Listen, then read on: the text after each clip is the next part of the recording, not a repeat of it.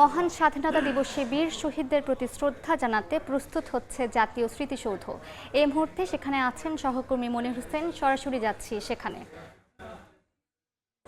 মহান স্বাধীনতা দিবস এবং জাতীয় দিবস উদযাপনের উপলক্ষে জাতীয় স্মৃতিসৌধ প্রাঙ্গণে চলছে শেষ মুহূর্তের প্রস্তুতি। আমরা সকাল থেকে এখানে আছি। এখন পর্যন্ত আসলে যেটি দেখা যাচ্ছে যে এখানকার যে শেষ সময়ের যে প্রস্তুতি, স্মৃতিসৌধ প্রাঙ্গণের ঘাস কাটা এবং সৌন্দর্য বৃদ্ধি করতে যেই ফুল গাছ লাগানো কিংবা অন্যান্য যে গাছগুলো আছে সেগুলোর পরিচর্যা এবং রঙের কাজ যদিও এর আগেই শেষ করা হয়েছে। এখন সবশেষ যে প্রস্তুতি সেসব প্রস্তুতি চলছে এবং সৌন্দর্য বৃদ্ধির যে কাজগুলো সেগুলোই চলছে। এবং আমরা জানি যে এই আগামীকালের পরই আসলে 26শে মার্চ এবং 26শে মার্চের প্রথম প্রহরে জাতীয় স্মৃতিসৌধে জাতির শ্রেষ্ঠ সন্তান বীর সন্তানদের স্মরণে শ্রদ্ধা নিবেদন করবেন রাষ্ট্রপতি মোহাম্মদ শাহাবুদ্দিন এবং তারপরে প্রধানমন্ত্রী তারেক রহমান শ্রদ্ধা জানাবেন এবং তারপরেই লাখো মানুষের ঢল নামবে এখানে। তারা আসলে জাতির যে শ্রেষ্ঠ সন্তানদের শ্রদ্ধা জানাবেন, সেই সঙ্গে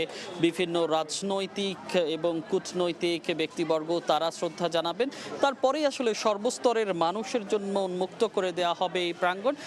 তখনই আসলে যে সর্বস্তরের মানুষ তারা শ্রদ্ধা জানাতে আসবেন এখানে। এই তাদের যেই আগমন এবং যেই দিবস তার যথাযথ মর্যাদায় পালনের জন্যই কিন্তু এখন সবশেষ যেই কর্মযজ্ঞ সেটি চলছে এবং শেষ সময়ের প্রস্তুতি সেই হিসেবে চলছে। আমরা গণপূর্ত দফতরের কর্মকর্তাদের সঙ্গে কথা বলেছি, তারাও বলছেন তারা আজকে এবং কালকের যে সময়টুকু পাবেন এই সময়টুকুর মধ্যে সবশেষ যে কাজ সেগুলো তারা আসলে শেষ করবেন এবং জাতির জন্য শ্রদ্ধা নিবেদনের জন্য তারা এই জাতীয় স্মৃতিসৌধ উন্মুক্ত করবেন এবং তারপরেই সবাই আসলে স্মৃতি ভরে স্মরণ করবেন জাতির শ্রেষ্ঠ সন্তানদের এবং তারপরেই আসলে এখানকার সবশেষ যদি বলতে হয় জাতীয় স্মৃতিসৌধে চলছে শেষ সময়ের প্রস্তুতি এবং আর কয়েক ঘন্টা আসলে একদিন পরেই আসলে সেই জাতীয় দিবস পালন হবে এবং সাধারণ মানুষ এখানে এসে শ্রদ্ধা নিবেদন করবেন। তো এই ছিল সাভারের জাতীয় স্মৃতিসৌধ প্রাঙ্গণ থেকে আমার কাছে সবশেষ।